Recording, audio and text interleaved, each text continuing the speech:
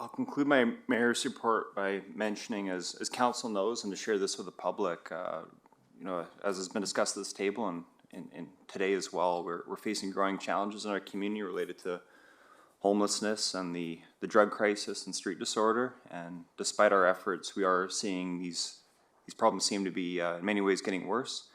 I know that since becoming mayor almost 8 months ago, these have been the top issues that I'm responding to on a daily basis, from parents, from business owners, from service providers, local residents.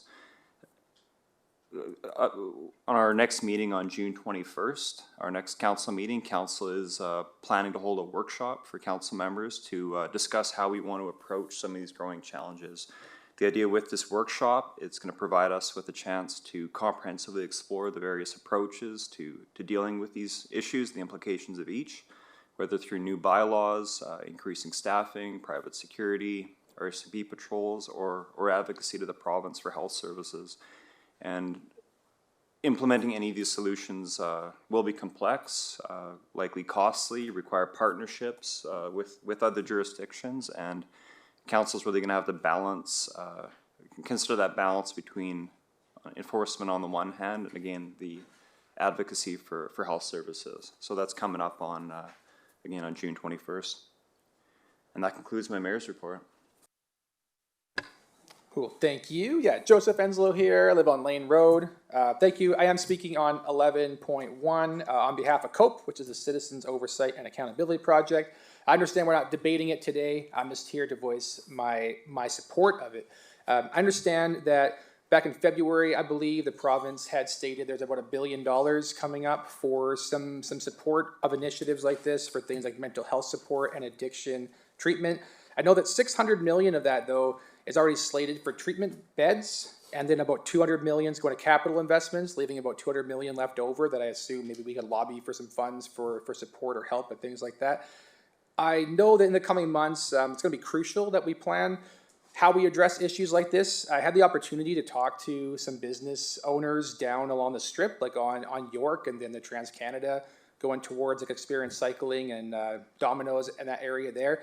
I think a few major concerns, I hope, that are discussed when it comes up is that a lot of business owners there own the buildings and then lease the individual office spaces to business owners that are pretty concerned about what's happening, and a lot of them are considering not renewing leases and moving their businesses elsewhere, which then also leaves the building owner wondering if somebody else will actually want to lease the space. So that really leaves that entire area at a bit of a risk for, are we going to start losing business owners or businesses, which I hope that we don't.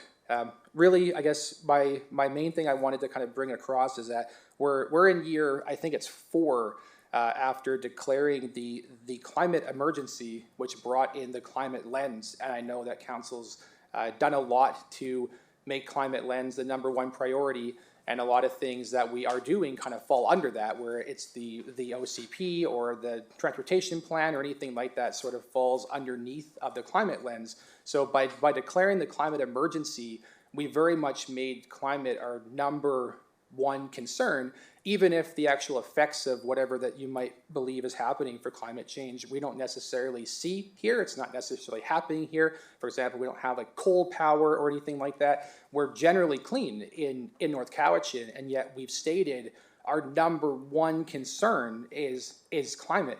I'd just like to remind everybody that we are only minutes away from walking over to York or Beverly or Alexander or Dingwall or any of those areas, and we can see the tragic effects there.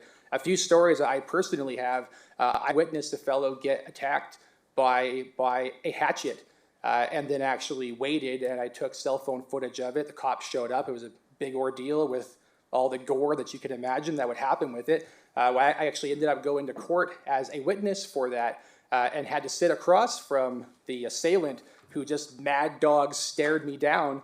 And obviously I'm a pretty big guy. I'm not a very easily intimidated person, but to know that if you do want to speak up and you sit across from someone who's willing to take an axe to somebody, to stand there and to testify against them while that person stares you in the face is a pretty intimidating situation. So I can imagine why a lot of business owners and residents and families don't want to deal with that. That's very likely why, if you haven't heard yet, Quamachin Middle School will likely be a closed campus next year because they really can't have students out. It's too dangerous for them. So in conclusion for it, I would just ask council to please consider putting the same amount of priority and precedence that we are for things such as the climate lens emergency. Please know that these things are happening in our town right now, and I hope that they're not getting worse. So please, when you do discuss this, put a high level of priority to it, please. Thank you. Thank you.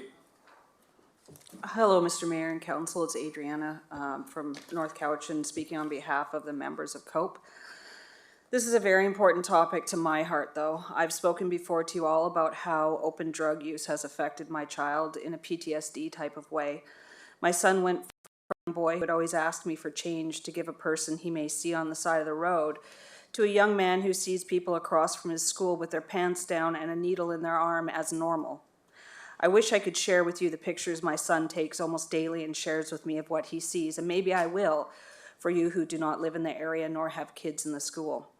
The stories by our members are similar, so we took to the streets with our petition and supported the bylaw to actually speak to the children of Cowichan Quamachin School. Every child who was asked whether they would support the bylaw gave an enthusiastic yes. When I was at Beverly Roundabout during a Quamachin lunch break this last week, there was no bylaw, no RCMP, and no footprint security. I asked the supervisors what protocol is if they sense danger to themselves or their children.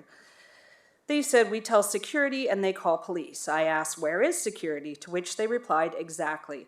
Most days, not one security branch is here. As the situation worsens, possibly these resources are taken up elsewhere, but to the detriment of the children. There was 2 folks that day smoking crack that the kids had to walk past and through the actual smoke. And another man was so high in the middle of the road when he walked towards me, even I was quite scared. Last night at the school board meeting, they discussed making Quamachin a closed campus for safety. I asked, how much longer are we going to allow this open drug use to take over our streets and now take the enjoyment from the kids at lunch because the province decided to place this facility in the middle of 4 schools? You must feel helpless in many ways as the province just swoops in and causes chaos in your town without needing council approval. It'll only get worse as the next transition house opens in Duncan. This is 100% a build it and they will come initiative. COPE has hit the streets and talked to many people from Sharp's cleanup crews to homeless to volunteers who watch the kids. And they have all stated emphatically the growing number of people who are more violent as well are not from Duncan. They're even shipped over from East Vancouver. What can our community do? I feel so helpless as I watch my neighborhood gets worse by the day. Passing a bylaw against open drug use is the least we can do to start, and to help empower local law enforcement. I understand the province is dangling $1 billion of mental health and addiction money in all the city's faces, and COPE will work to help advocate for that money if council feels that's something needed. The worry is it's the province who caused the slow destruction of our town, so how will they now do better? Do they have any new ideas that have not worked yet? I feel this should not even end up being a debate. North Cowichan has some pretty silly bylaws on the books currently, and this one should be a no-brainer. COPE and its members support furthering this discussion to the next phase. Thank you so much. Thank you.